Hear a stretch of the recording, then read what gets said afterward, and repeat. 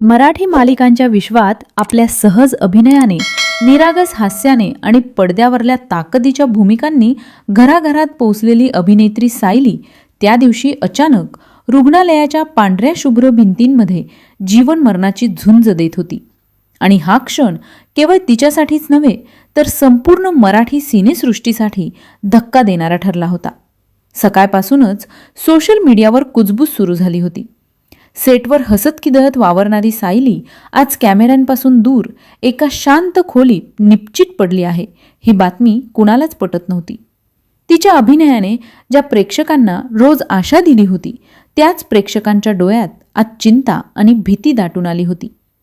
रुग्णालयाबाहेर चाहत्यांची गर्दी वाढत चालली होती.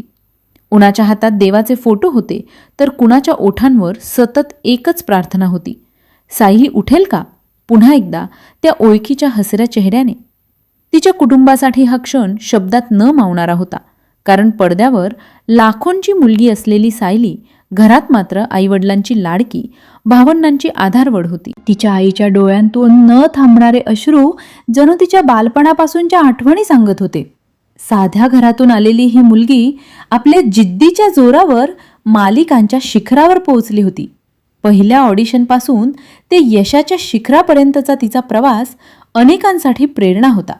पण आज त्या यशालाही थांबून वाट पाहावी लागत होती. रुग्णालयाच्या दाराबाहेर उभे असलेले तिचे सहकलाकार शांत होते. कुणाच्या डोळ्यात पाणी होते तर कुणाच्या चेहऱ्यावर अपराधी भाव होता, कारण कालपर्यंत सगळेच कामाच्या घाईत होते. कुणालाच वाटले नव्हते की उद्या अशी बातमी ऐकावी लागेल. दिग्दर्शक, लेखक, तंत्रज्ञ सगळेच एकमेकांकडे पाहत होते आणि मनात एकच विचार होता की ही फक्त एक वाईट वेळ असावी.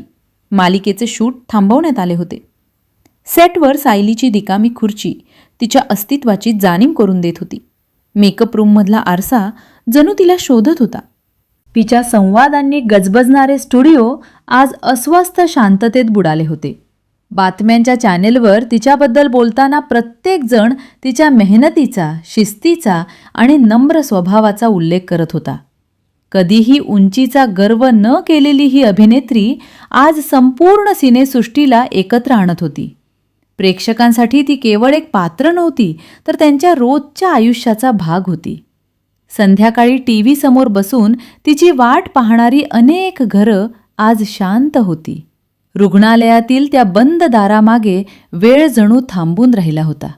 प्रत्येक मिनिट जड जात होते. सायलीच्या आयुष्यातील प्रत्येक भूमिका, प्रत्येक टाळी, प्रत्येक पुरस्कार जणू त्या क्षणाला अर्थ शोधत होते. ही झुंज केवळ शरीराची नव्हती तर आशेची होती, विश्वासाची होती, तिच्या चाहत्यांच्या प्रेमाची होती. रात्री उशिरापर्यंत दिवे लागलेले होते. प्रार्थनांचे सूर वाढत होते आणि मराठी सिनेसृष्टी आज एकाच भावनेने एकत्र उभी होती. सायली पुन्हा परत यावी, पुन्हा पडद्यावर हसावी, पुन्हा आपल्या कथांमधून लोकांच्या आयुष्यात उजेड आणावा. कारण कधीकधी एक अभिनेत्री केवळ मनोरंजन देत नाही तर ती असंख्य स्वप्नांना जगण्याची हिंमत देते. आणि त्या रात्री प्रत्येकाच्या मनात एकच प्रार्थना होती की ही कथा इथेच थांबू नये, ही झुंज आशेच्या विजयाने संपावी आणि मराठी सिनेसृष्टीला पुन्हा एकदा तिची सायली परत मिळावी. जर तुम्हाला असेच नवनवीन व्हिडिओ हवे असतील तर गुन्हेगारी गोष्टी मराठी या चॅनलला लाईक, शेअर आणि सबस्क्राईब करायला विसरू नका. धन्यवाद.